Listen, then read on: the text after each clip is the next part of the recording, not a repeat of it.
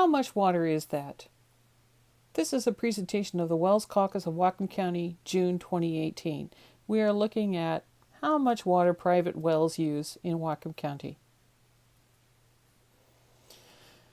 Well, how much water flows down the Nooksack? Let's compare this number, the amount the private wells are using compared to how much is flowing down the Nooksack.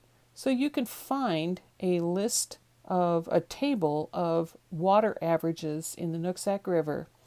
And this is the website that I got this table from.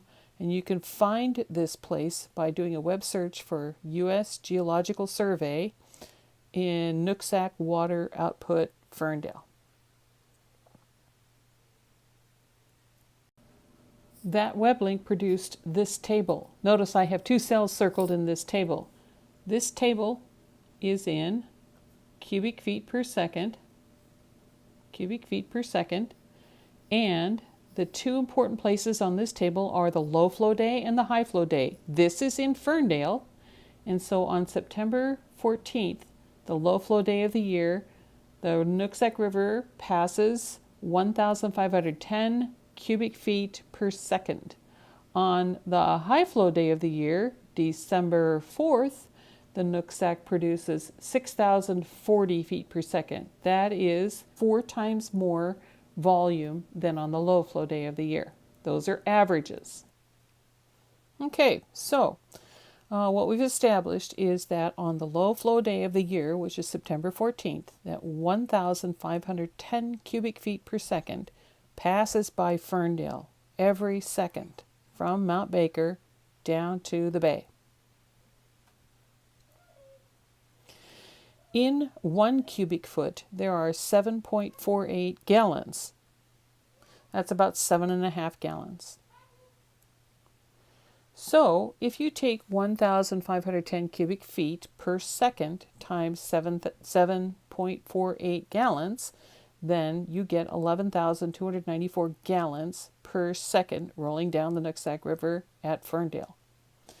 That is 677,640 gallons per minute, or 40,658,400 gallons per hour, or 975,801,600 gallons per day.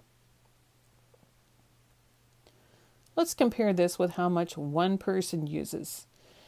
A pretty high estimation of what one person uses in the United States is 80 to 100 gallons per day. Let's overestimate for the purpose of this exercise. One bathtub is about 100 gallons. What's this water used for?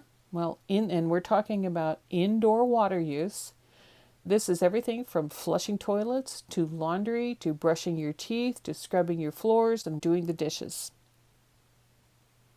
What happens to that water? Well, it flows back into your septic system. If you're on a well, you are probably on a septic system.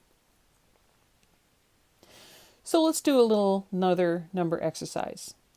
There are approximately 200,000 people in Whatcom County, and let's presume that half of them live on private wells. This number is much too high. Most people live in municipalities and live on municipal water. Many other people live on water associations. We're talking about the impact of just private wells on the Nooksack River. So let's presume 100,000 people live in Whatcom County and that they're on a well. And if they use 100 gallons a day, then that's 10 million gallons of water per day.